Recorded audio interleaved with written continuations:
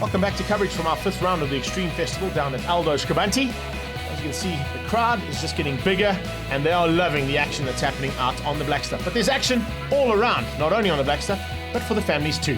A nice display of trikes and Harley Davidsons, and also some entertainment on the sidelines. We head into the Kawasaki ZX10 Masters Cup, proudly brought to you by Red Square.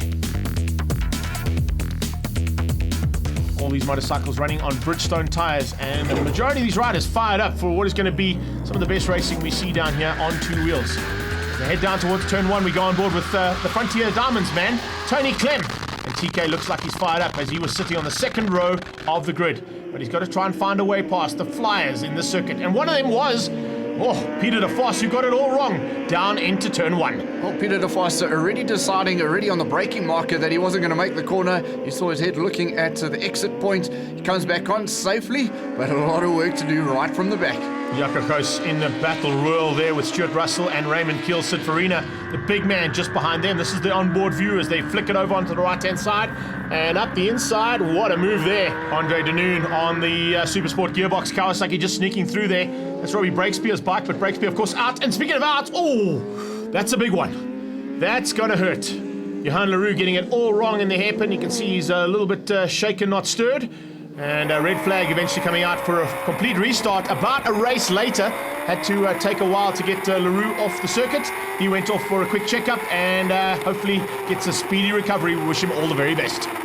Well, hopefully Peter de Vos makes the first turn this time. It looks like it's all good. And that first turn, it's all about the braking point. Everyone through cleanly. And through they go down to the bottom end of the circuit.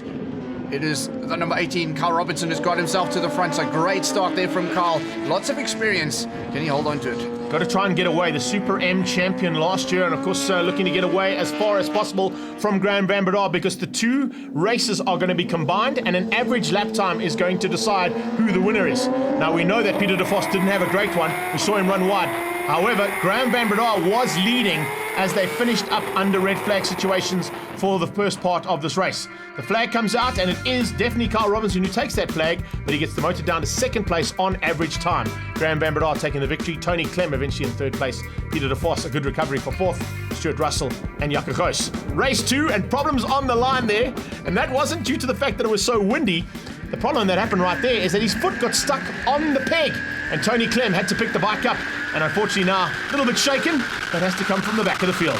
Well, that's a very strange thing to happen for these guys. Normally associate sharp foot pegs with motocross and off-road guys, but road racing can happen too, and falling over like a cleated cyclist. Yeah, basically exactly that. His foot was stuck on the pedal, a little bit of stickiness, and unfortunately it cost him dearly.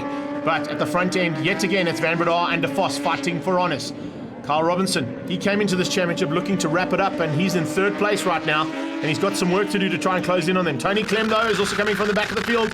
Keep an eye on his progress. He comes up onto the back, it looks like, of Big Sid Farina, and will probably have an opportunity under braking to go on the inside. Raymond Kiel is first, of course, and that was Kiel on his left-hand side. Oh, it was a good move there. Set that pass up very, very nicely, and that's the way you got to do it here at Aldo Scribante. Up in the front is Graham Van Breda, and we're looking for a race win. It'll be a double victory on the day for him after the aggregate win in race 1. A clean and clear one now in race number 2, taking the checkered flag ahead of Peter de Vos and Carl Robinson. So at the front end, winning Class A was Van Breda, Class B goes to de Vos, and Class C eventually to Stuart Russell, down in 5th place.